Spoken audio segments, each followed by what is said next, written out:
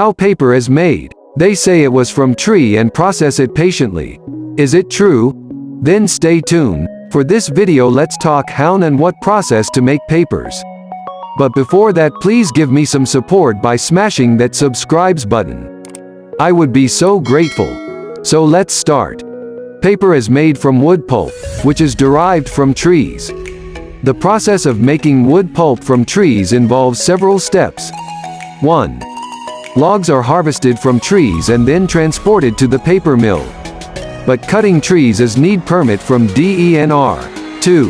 The logs are then debarked, chipped, and then cooked with chemicals such as sodium hydroxide and sodium sulfide to break down the lignin and fibers in the wood. 3. The resulting slurry of fibers is washed, screened, and then refined to remove any impurities and adjust the fiber length and texture. 4. The pulp is then formed into sheets on a paper machine, where it is pressed and dried to remove excess water. 5. Finally, the paper is smoothed and cut to the desired size and shape.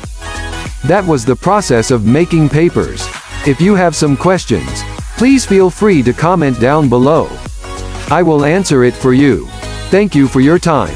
See you in next video about this forest matters.